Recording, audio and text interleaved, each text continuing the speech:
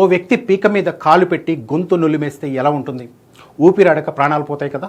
ఇప్పుడు దాదాపు అలాంటి పరిస్థితిని ఎదుర్కొంటోంది క్యూబా. అమెరికా కుట్రలు కుతంత్రాలకు వ్యతిరేకంగా దశాబ్దాలుగా పోరాటం చేస్తున్న క్యూబా అస్తిత్వం ప్రమాదంలో పడింది. క్యూబాను అష్టదిగ్బంధం చేసి తన దారికి తెచ్చుకునేందుకు ట్రంప్ బ్లూ ప్రింట్ సిద్ధం చేశారు. త్వరలోనే క్యూబా పతనాన్ని చూడబోతున్నారని ఆయన బహిరంగంగానే ప్రకటించారు. వెనుజులా తరహాలో ఆపరేషన్ను అమెరికా క్యూబాలో కూడా అమలు చేయబోతుందా?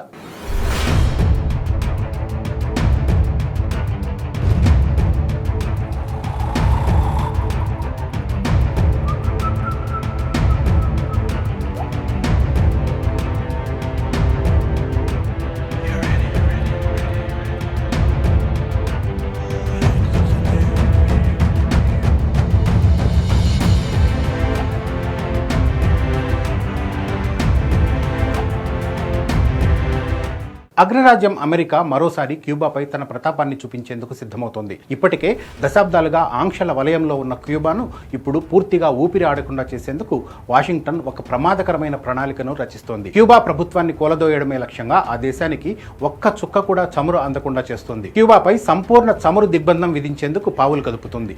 ఈ విషయాన్ని ప్రముఖ మీడియా సంస్థ పొలిటికో బయటపెట్టింది. ఈ పత్రిక కథనం ప్రకారం క్యూబాకు వెళ్లే ముడి చమురును పూర్తిగా అడ్డుకోవాలని అమెరికా అధికారులు భావిస్తున్నారు. ఈ వ్యూహాన్ని అమెరికా చోక్ హోల్డ్ గా పిలుస్తోంది. అంటే ఒక వ్యక్తి గొంతు నులిమి ఊపిరాడకుండా ఎలా చేస్తారో అలాగే క్యూబాకు ఇంధనం అందకుండా చేసి ఆ దేశ ఆర్థిక వ్యవస్థను ప్రభుత్వాన్ని కుప్పకూల్చాలన్నది వారి ప్లాన్.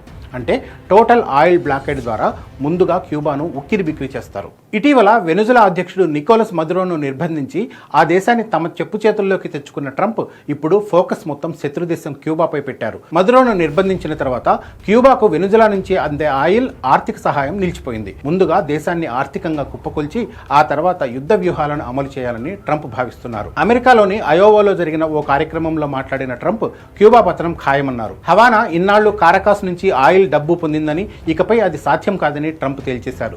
క్యూబా అతి త్వరలో కుప్పకూలబోతోందని ఆయన హెచ్చరించారు. ఆయన వ్యాఖ్యలను చూస్తుంటే 1962 తర్వాత మళ్లీ క్యూబా తీరంలో అమెరికా నౌకాదళాలు మోహరించే పరిస్థితి కనిపిస్తున్నాయి. 1960 నుంచి క్యూబాపై అమెరికా వాణిజ్య ఆంక్షలు కొనసాగుతున్నప్పటికీ నేరుగా నౌకాదళాలతో చమురును అడ్డుకునే పరిస్థితి 1962 తర్వాత ఇదే మొదటిసారి కావచ్చు. 1962లో సోవియట్ క్షిపణులను క్యూబాకు తరలించకుండా అడ్డుకునేందుకు అప్పటి అధ్యక్షుడు కెనడీ క్యూబా చుట్టూ నౌకా దిగ్బంధం విధించారు. ఇప్పుడు ట్రంప్ కూడా చమురు దిగుమతులపై అటువంటి దిగ్బంధాన్ని విధించే ఆలోచనలో ఉన్నట్టు తెలుస్తోంది. దీన్ని ఎప్పటి నుంచి అమలు చేయాలనే విషయంలో ట్రంప్ ఇంకా ఏ నిర్ణయం తీసుకోకపోయినా ఆయన మాటలు చేతలు మాత్రం ఆ దిశగా వేస్తున్న అడుగులకు సంకేతాలుగా కనిపిస్తున్నాయి.